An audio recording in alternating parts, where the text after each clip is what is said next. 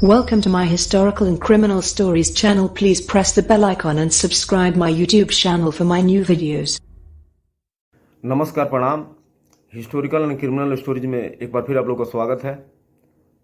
आज एक और अपराध का घटना आप लोग के सामने लेकर आया हूं, जो बहुत ही निंदनीय है, बहुत ही खौफनाक घटना है कि कैसे एक सऊदी अरेबिया में कमा रहे इंजीनियर पति को उसकी अपनी पत्नी ने ही आशिक के साथ मिलकर मौत के घाट उतार दिया, और जो दो बच्चे थे यतीम हो गए, बेसहारा हो गए, इसलिए कि खुद आशिक के साथ वो जेल में है और पति इस दुनिया से चला गया। आज की कहानी पटना के करीब नज़दीक फुलवारी शरीफ का है। 2 मई 2022 को पुलिस के पास सुबह सुबह ही एक कॉल आती है और लोग बताते हैं कि यहाँ पे एक घर में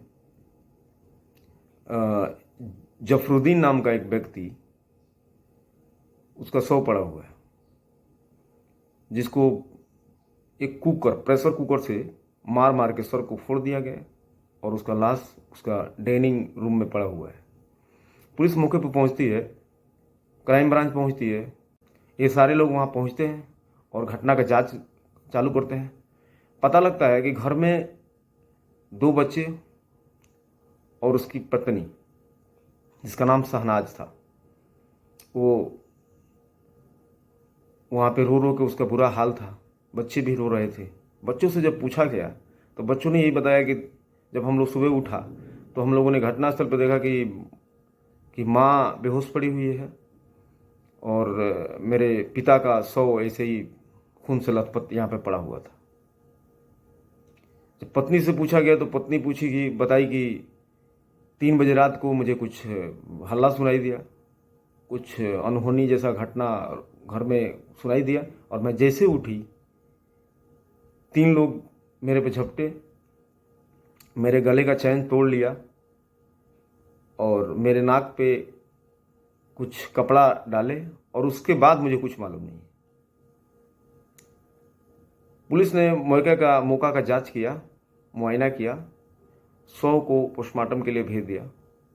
शव पोस्टमार्टम में आया कि शव पे मतलब सर पे भारी वस्तु से चोट लगी, जिसकी वजह से मृत्यु हो गया। लेकिन पुलिस इस जांच में जुड़ गई कि आखिर इसको कौन मारा, क्यों मारा, किससे इसकी दुश्मनी है।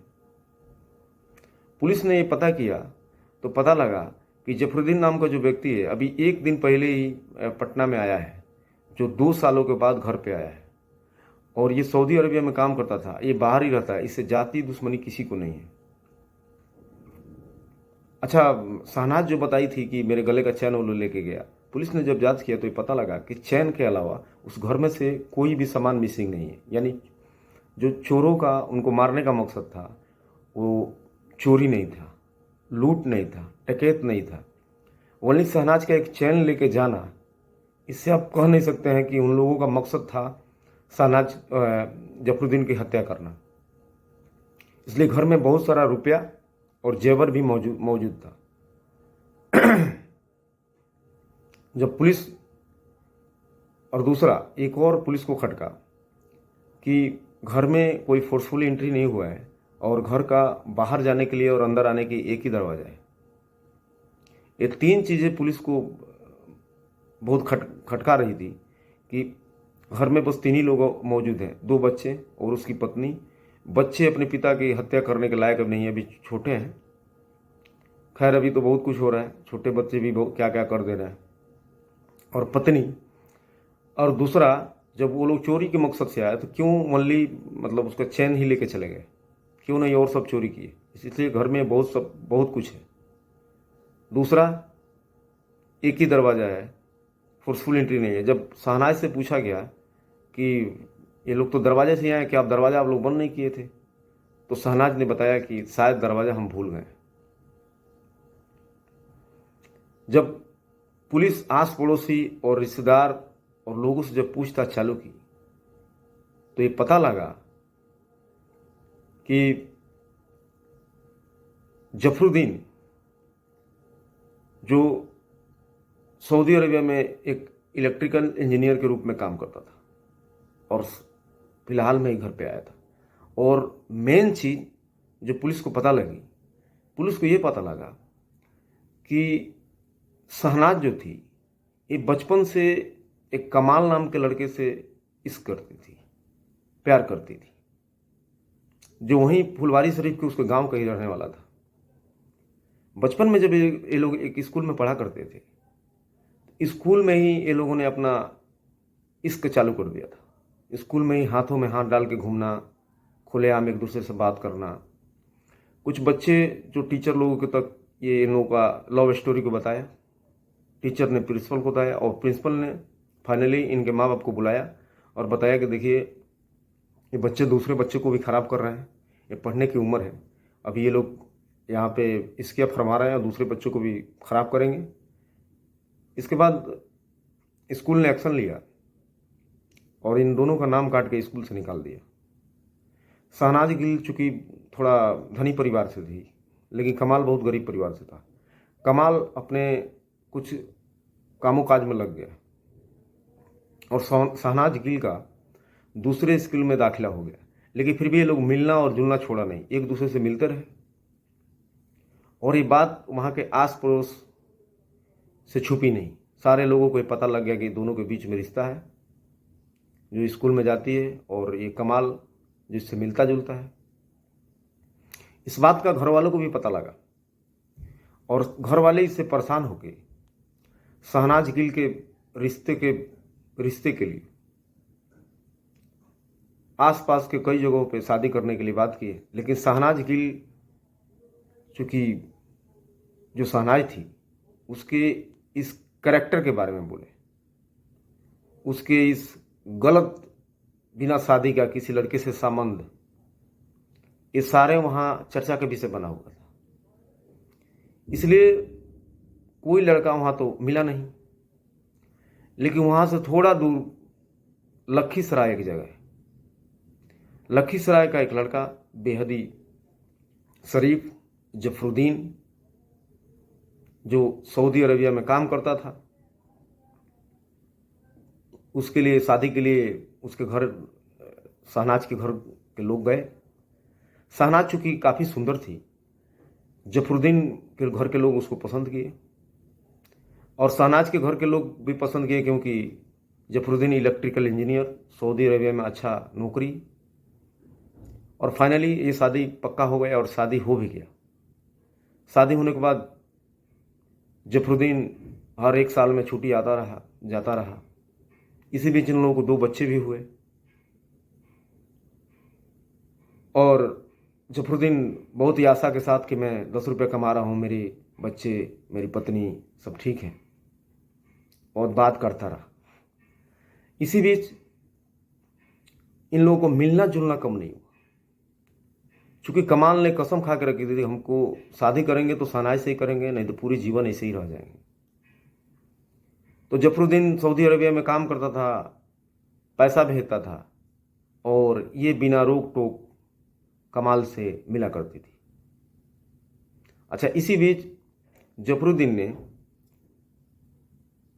लखीसराय का अपना घर छोड़ के फुलवारी शरीफ में घर बना लिया, जो उसके ससुराल के बगल में ही मतलब अपना घर बना लिया।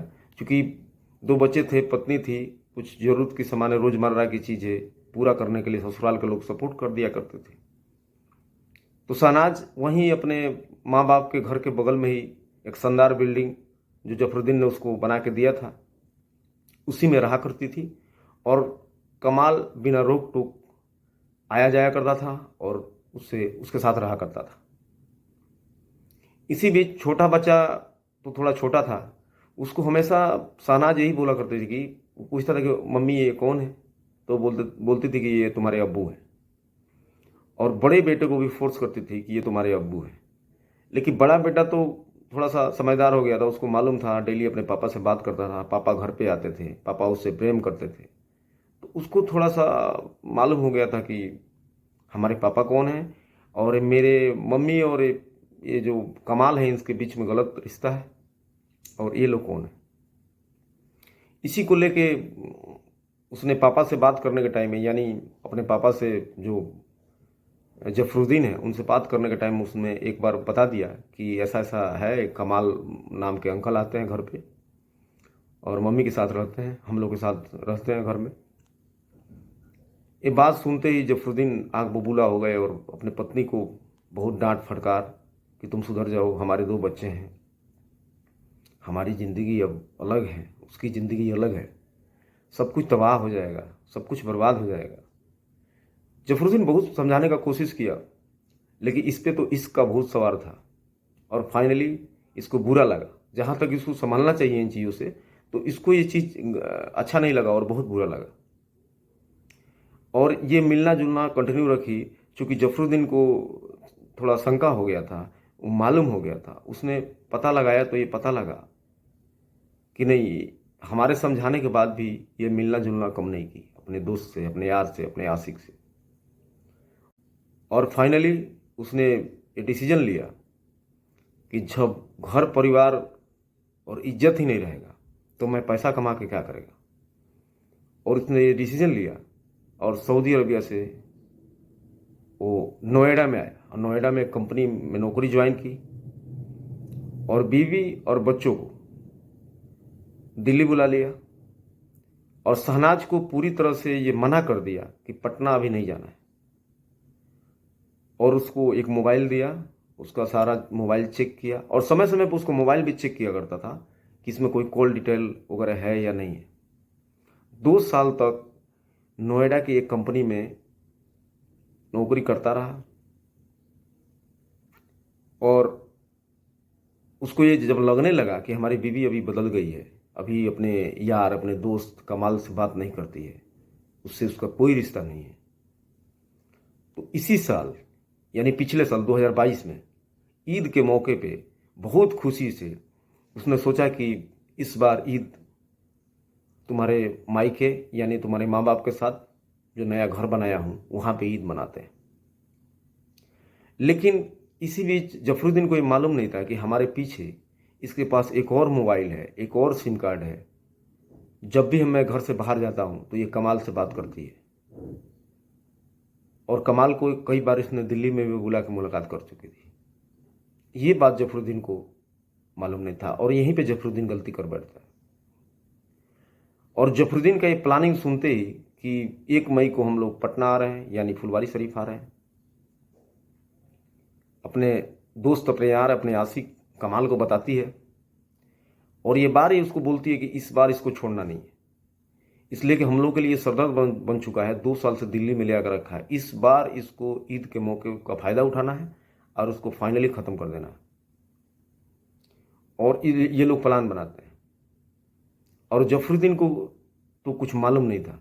जफरुद्दीन बेचारा अपनी बीवी, अपने बच्चों को लेकर और ईद की खुशी मनाने के लिए 1 तारीख यानी 1 मई को, चूँकि ईद 3 मई को था, 1 मई को ही दिल्ली से पटना के लिए रवाना हो जाता है। घर पे आता है 1 मई को ही शाम को ये लोग शॉपिंग के लिए जाते हैं, बहुत सारा खरीदारी होता है, शहनाज भी साथ में जाती है, बच्चे भी जाते हैं। और इसी बीच शहनाज, चूंकि चाबी उसके पास भी था, पहले ही से तय हो रखा था, इसी बीच कमाल घर के अंदर दाखिल हो जाता है। जब ये लोग शॉपिंग करके आते हैं तो कमाल एक कमरे में रहता है और जो साजिश थी, साजिश के मुताबिक कमाल उसी घर के अंदर छुपा रहता है। और शाम को शहनाज अपने साजिश के तहत अपने पति जफरुद्दीन से बहुत झगड़ा करती है और बोलती है कि तुम हमारे साथ नहीं सोओगे आज। इतना झगड़ा करती है कि चूंकि जफरुद्दीन भी बहुत गुस्सा हो जाते हैं और 2-2.5 साल से पत्नी के साथ थे, तो क्या फर्क पड़ता है, एक दिन झगड़ा हो गया, एक दिन अलग ही सो जाएंगे।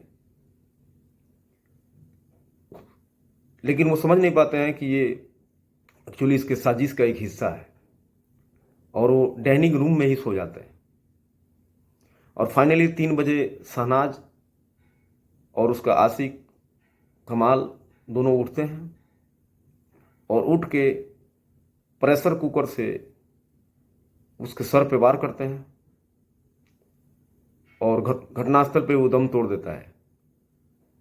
और कमाल उसी रात 3:30 बजे के करीब में वहाँ से निकल जाता है। और ये 3:30 से लेके सुबह तक उसी घर में टहलती रहती है, सुबह का इंतज़ार करती है कि बच्चे उठें, बच्चे हल्ला करें। जब उठेंगे तो मैं बेहोश होकर पड़ी रहूँगी, फिर लोग आएंगे, मुझे उठाएंगे, पुलिस को घटना का अंजाम दिया जाएगा और मैं ये बताऊंगी कि मेरा चैन तोड़ के लेके भाग गए। मुझे कोई नशा जिसे नशाखोर लोग होते हैं जो ट्रेनों में, वो लोग ना कपड़ा में कुछ केमिकल डाल के मुंह पे रख देते हैं जिससे आदमी बेहोश हो जाता है। मैं वही नाटक बनाऊंगी और फाइनली पुलिस आएगी, उसके लेके जाएगी, बाद में हम दोनों मिलकर शादी कर लेंगे और बीच में हम लोग का कोई रोक टोक नहीं रहेगा। फाइनली पुलिस को ये पता लगा, यानी लोगों से पता लगा कि इन दोनों के बीच में आशिकी संबंध था, कमाल का और शहनाज का। उसके बाद में जब पुलिसिया कार्रवाई करते हुए बराबर जब पूछताछ की, आप समझ सकते हैं कि बहन जी कहने से तो बोली नहीं होगी, तो ये सारी घटनाएं उसने सामने बताई, उसने सारी घटनाएं रखी और सारे घटनाओं का शहनाज ने खुलासा किया। फाइनली पुलिस ने कमाल और शहनाज को गिरफ्तार करके जेल भेज दिया। केस का कड़ी काफ़ी कमज़ोर था।